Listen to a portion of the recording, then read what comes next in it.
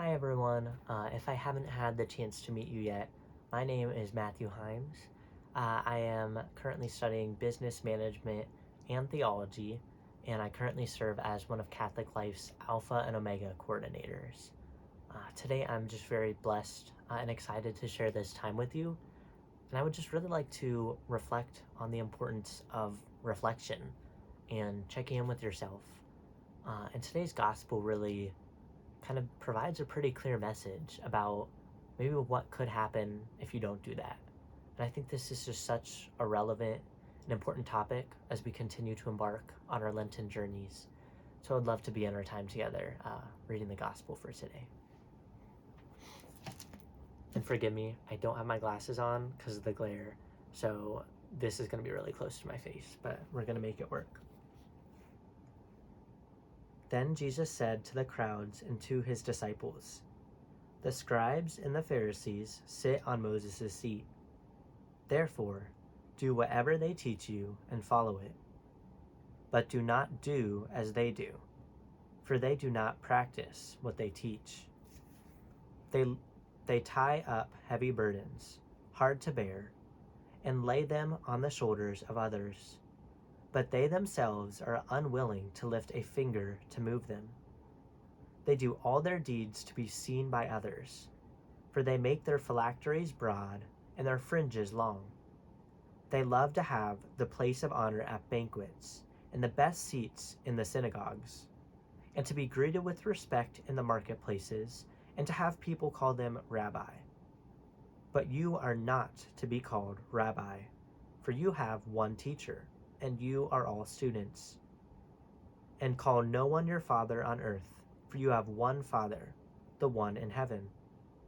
Nor are you called to be instructors, for you have one instructor, the Messiah. The greatest among you will be your servant. All who exalt themselves will be humbled, and all who humble themselves will be exalted."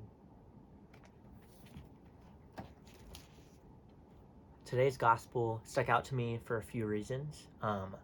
Firstly, this is the third time that this passage has come up in my life in the last week.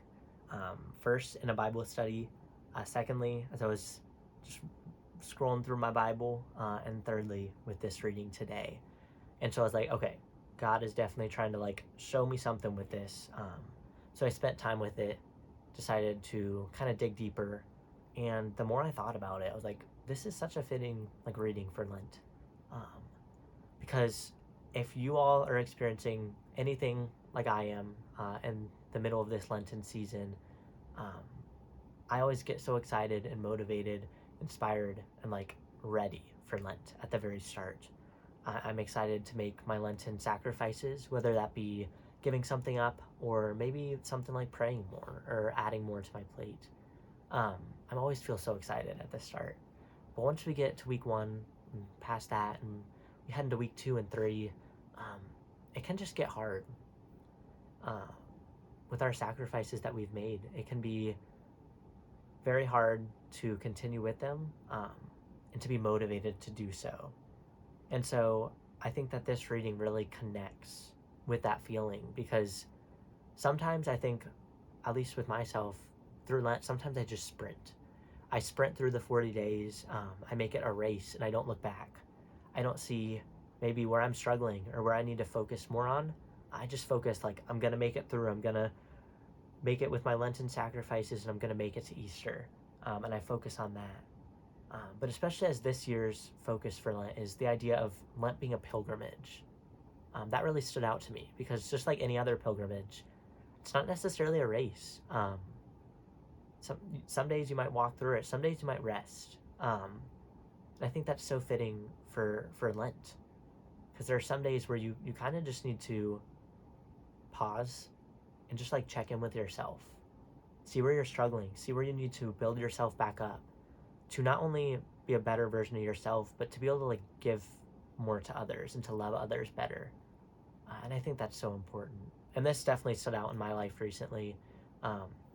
Just last week I went to confession, and normally when I do, I go through a little examination of conscience in my head. But I'm a guy, I love my physical copies of things. I love to be able to read something in front of me. So I recently got a physical copy for me to read. And as I headed into confession last week, I was feeling so good. I was like, oh, like maybe a few minor sins, nothing more than that. Um, and I feel great. But as I sat and like before I went in, I sat and I read this examination of conscience. And I was like, oh wow, like, I haven't really taken time to think about these things. Been so focused on just like sprinting and on like the Lenten sacrifices themselves and what the actions are, and not like the why. And also like not where I'm struggling. I've just been leaving kind of God out of that picture, and out of like the not so pretty side of things. So I think it's just like so important to just take time in Lent and also out of it, just to like check in with yourself, see how you're doing, um, be honest with yourself and be honest with God. And I think this can look different for everyone. Some people might be able to just sit there and reflect quietly, and that's great. Some people might be able to get the best experience out of journaling and writing stuff down. That's also so good. And conversational prayer, that might work best for you, and that's awesome.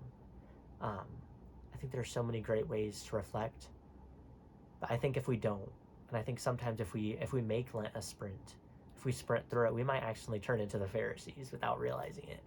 And it may not be intentional, but the things that we're giving up for Lent or the sacrifices that we're making, they might turn into more of a public act. It might be something where you're doing it for show, or you're intentionally like make it look harder or more difficult than it is just to gain validation from others. And Jesus makes it so clear in this passage, like we don't need the validation from other people. We just need the Father. So I think it's just so important.